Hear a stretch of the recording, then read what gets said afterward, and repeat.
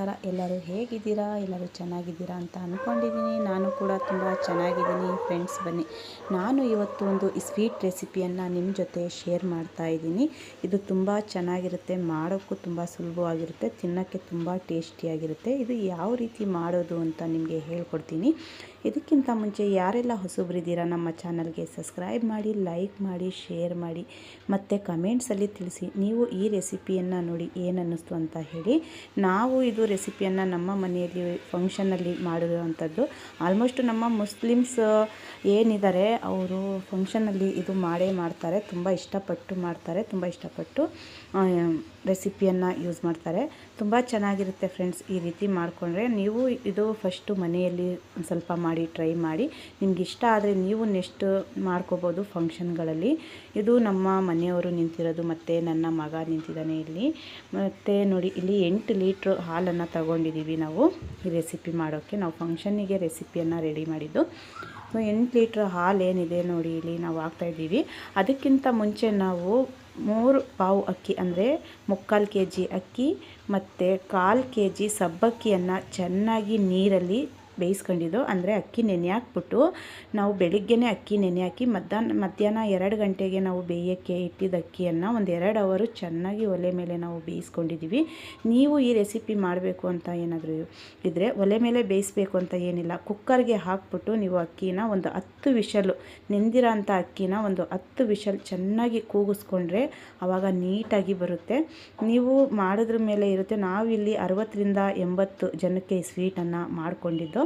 ನೀವು ಒಂದು ಸ್ವಲ್ಪ ಮನೆಗೆ ಮಾಡಬೇಕು ಅಂತ ಅಂದರೆ ಚಿಕ್ಕ ಲೋಟದಲ್ಲಿ 1 ಲೋಟ ಅಕ್ಕಿ ನೆನೆ ಹಾಕಿ ಮತ್ತು ಒಂದು 50 ಗ್ರಾಮ್ಗೆ ಸ್ವಲ್ಪ ಕಡಿಮೆ ಸಬ್ಬಕ್ಕಿಯನ್ನು ಸೇರಿಸ್ಬಿಟ್ಟು ಚೆನ್ನಾಗಿ ವಿಷಲಲ್ಲಿ ಕೂಗಿಸ್ಕೊಂಬಿಟ್ಟು ನೀವು ಆದಷ್ಟು ಫಸ್ಟು ಮಾಡ್ಕೊಳ್ಳಿ. ಆಮೇಲೆ ಆ ಟೇಸ್ಟ್ ನೋಡಿಬಿಟ್ಟು ನೀವು ನೆಕ್ಸ್ಟ್ ಮಾಡಬೇಕು ಅಂದರೆ ಈ ರೀತಿ ಮಾಡ್ಕೋಬೋದು. ನೋಡಿ, ನಮ್ಮ ಮನೆಯಲ್ಲಿ ಅವತ್ತು ತುಂಬ ಮಳೆ ಬೇರೆ ಬರ್ತಾಯಿತ್ತು. ಫಂಕ್ಷನ್ ದಿನ ಮಳೆ ಸ್ಟಾರ್ಟ್ ಆಗಿತ್ತು. ಆ ಮಳೆಯಲ್ಲೇ ನಾವು ಅಡುಗೆಯನ್ನು ತಯಾರಿಸ್ದೋ. ಆದರೆ ದೇವ್ರ ದಯ ಎಲ್ಲ ಕಡಿಮೆ ಆಯಿತು.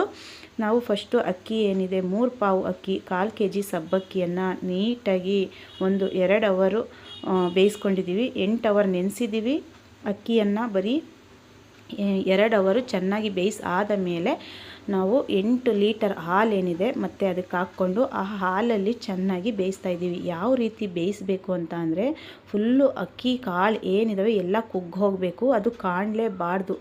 ಆ ರೀತಿ ಆ ಮಟ್ಟಕ್ಕೆ ಚೆನ್ನಾಗಿ ಬೇಯಿಸ್ಕೋಬೇಕು ಫ್ರೆಂಡ್ಸ್. ಆ ರೀತಿ ಬೇಯಿಸ್ಕೊಂಡ್ರೆ ಮತ್ತೆ ತುಂಬ ಚೆನ್ನಾಗಿರುತ್ತೆ.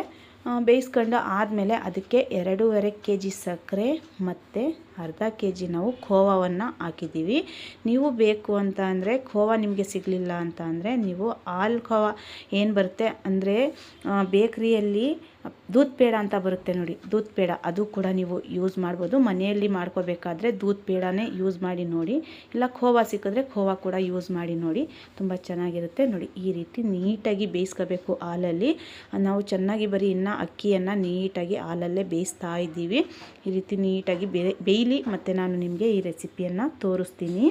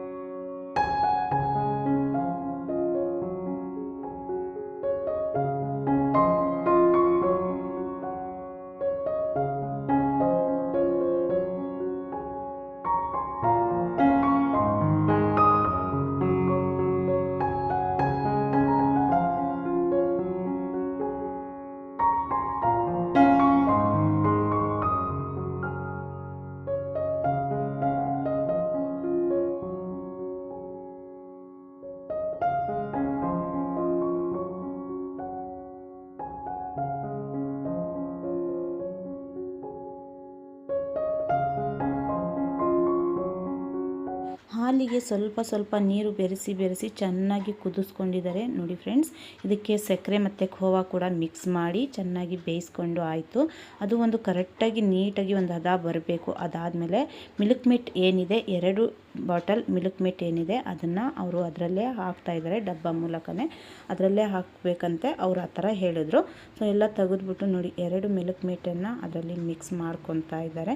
ಇದಾದಮೇಲೆ ಡ್ರೈ ಫ್ರೂಟ್ಸಲ್ಲಿ ನೀವು ಯಾವುದಾದ್ರೂ ತೊಗೋಬೋದು, ಅಂದರೆ ದ್ರಾಕ್ಷಿ ಸ್ವಲ್ಪ ಕಡಿಮೆ ತೊಗೊಳ್ಳಿ. ನಾವು 1/4 kg ತುಪ್ಪ ಯೂಸ್ ಮಾಡಿದ್ದೀವಿ. 1/4 kg ತುಪ್ಪ ಯೂಸ್ ಮಾಡ್ಕೊಂಡು ಅದಕ್ಕೆ 1/4 kg ಗೋಡಂಬಿ ಮತ್ತು 1/4 kg ಬಾದಾಮಿ, ದ್ರಾಕ್ಷಿ ಬಂದು ಒಂದು 100-150 ಗ್ರಾಮ್ ಅಷ್ಟು ಮಾತ್ರ ಹಾಕಿದ್ದು, ಕಡಿಮೆ ಹಾಕಿದ್ದು. ಯಾಕೆ ಅಂದರೆ ಅದು ಹುಳಿ ಇರುತ್ತಲ್ವ, ಅದಕ್ಕೋಸ್ಕರ ಅದು ಜಾಸ್ತಿ ಹಾಕೋದು ಬೇಡ ಅಂತ. ಮತ್ತು ಬೇರೆ ಕೂಡ ಡ್ರೈ ಫ್ರೂಟ್ಸ್ ಏನು ಬರುತ್ತೆ ಸ್ವೀಟಿಗೆ ಹಾಕೋದು, ಅದು ಕೂಡ ನೀವು ಸೇರಿಸ್ಕೊಂಡು ಹಾಕ್ಕೋಬೋದು, ತುಂಬ ಚೆನ್ನಾಗಿರುತ್ತೆ. ನಾವು ಇಲ್ಲಿ 3 ಐಟಮ್ಸ್ ಮಾತ್ರ ಹಾಕಿದ್ದು, ಬೇರೆ ಐಟಮ್ಸ್ ಏನು ಹಾಕಿಲ್ಲ. 1/4 kg ತುಪ್ಪವನ್ನು ನಾವು ಮಿಕ್ಸ್ ಮಾಡ್ಕೊತಾ ಇದ್ದೀವಿ ನೋಡಿ. ಗೋಡಂಬಿಯನ್ನು ಫ್ರೈಗೆ ಹಾಕ್ಕೊತಾ ಇದ್ದೀವಿ. ಅಲ್ಲೇ ಒಲೆ ಕೆಂಡಿದ ಮೇಲೇ ನೋಡಿ ಗೋಡಂಬಿ ಜಾಸ್ತಿ ಇದೆ, ದ್ರಾಕ್ಷಿ ಏನಿದೆ ಅದೊಂದು 100 ಗ್ರಾಮ್ ಇದೆ ಅಷ್ಟೇ. ಅದು ತುಪ್ಪದಲ್ಲಿ ಮಿಕ್ಸ್ ಮಾಡಿ ಚೆನ್ನಾಗಿ ನಾವು ಫ್ರೈ ಮಾಡಿ ಅದಕ್ಕೆ ಮಿಕ್ಸ್ ಮಾಡ್ಕೊಂಡು ಗೋಡಂಬಿ ಏನಿದೆ ಅದನ್ನು ಚೆನ್ನಾಗಿ ನೆನೆಸ್ಬಿಟ್ಟು ಉತ್ತರಿಸ್ಕೋಬೇಕು. ಗೋಡಂಬಿಯನ್ನು ನೆನೆಸ್ಬಿಟ್ಟು ಚೆನ್ನಾಗಿ ಸಣ್ಣದಾಗಿ ಉತ್ತರಿಸ್ಕೊಂಡು ಅದು ಕೂಡ ಮಿಕ್ಸ್ ಮಾಡ್ಕೊಂಡಿದ್ದೀವಿ. ಅದೇನು ನಾವು ಫ್ರೈ ಮಾಡ್ಕೊಳ್ಳಿಲ್ಲ, ಅದೇ ರೀತಿ ಹಂಗೆ ಹಾಕ್ಕೊಂಡು ಗೋಡಂಬಿನ ಈ ರೀತಿ ಮಾಡ್ಕೊಳ್ಳಿ, ತುಂಬ ಚೆನ್ನಾಗಿರುತ್ತೆ ಫ್ರೆಂಡ್ಸ್. ಫಸ್ಟು ಮನೆಯಲ್ಲಿ ಯೂಸ್ ಮಾಡಿ, ಮಾಡೋಕ್ಕೆ ಈಸಿ, ತಿನ್ನೋಕ್ಕೆ ಟೇಸ್ಟಿ. ನೀವು ಫಂಕ್ಷನ್ಗಳಲ್ಲೂ ಕೂಡ ಯೂಸ್ ಮಾಡ್ಬೋದು. ಬೇಕು ಅಂತ ಅಂದರೆ ಕಲರ್ ಬಂದು ನೀವು ಕೇಸರಿ ಕಲರನ್ನು ಮಾಡ್ಬೋದು, ಇಲ್ಲ ಗ್ರೀನ್ ಕಲರ್ ಮಾಡ್ಬೋದು, ಇಲ್ಲ ಯೆಲ್ಲೋ ಕಲರ್ ಬೇಕಾದರೂ ಮಿಕ್ಸ್ ಮಾಡ್ಬೋದು. ನಾವು ಇಲ್ಲಿ ಲೈಟ್ ಗ್ರೀನ್ ಕಲರ್ ಹಾಕಿದ್ದು, ಜಾಸ್ತಿ ಕಲರ್ ಹಾಕಿರಲಿಲ್ಲ. ಈ ರೀತಿ ಮಾಡಿ ನೋಡಿ. ಈ ರೆಸಿಪಿ ಬಗ್ಗೆ ಏನು ಅನ್ನಿಸ್ತು ಅಂತ ಕಮೆಂಟ್ಸಲ್ಲಿ ನನಗೆ ತಿಳಿಸಿ ಫ್ರೆಂಡ್ಸ್. ಆದಷ್ಟು ನಮ್ಮ ವೀಡಿಯೋಸನ್ನು ನೋಡಿ. ನೀವು ಕಮೆಂಟ್ ಹಾಕುವಾಗ ಹೈಪ್ ಅನ್ನೋ ಬಟನ್ ಬರುತ್ತೆ, ಹೈಪನ್ನು ಪ್ರೆಸ್ ಮಾಡಿ ಕಮೆಂಟ್ ಹಾಕಿ ಫ್ರೆಂಡ್ಸ್. ಈ ಸ್ವೀಟ್ ಬಗ್ಗೆ ಏನು ಅನ್ನಿಸ್ತು ಅಂತ ಕಮೆಂಟಲ್ಲಿ ತಿಳಿಸಿ. ನಮ್ಮ ವಿಡಿಯೋ ನೋಡಿದವ್ರಿಗೆಲ್ಲ ಹೃದಯಪೂರ್ವಕವಾಗಿ ಧನ್ಯವಾದಗಳು. ಈ ವಿಡಿಯೋ ಎಲ್ಲೂ ಸ್ಕಿಪ್ ಮಾಡಬೇಡಿ, ಆದಷ್ಟು ನಮ್ಮ ವೀಡಿಯೋಸನ್ನು ನೋಡಿ. ತುಂಬ ಚೆನ್ನಾಗಿರುತ್ತೆ ಫ್ರೆಂಡ್ಸ್. ಈ ಸ್ವೀಟು ತುಂಬ ಸಿಂಪಲ್ಲಾಗಿ ಮಾಡ್ಬೋದು, ತುಂಬ ಟೇಸ್ಟಿಯಾಗಿ ಮಾಡ್ಬೋದು. ಆದಷ್ಟು ಮಾಡಿ ನೋಡಿ ಒಮ್ಮೆ, ತುಂಬ ಚೆನ್ನಾಗಿರುತ್ತೆ. ಓಕೆ, ಮತ್ತೆ ಸಿಗೋಣ, ಬಾಯ್.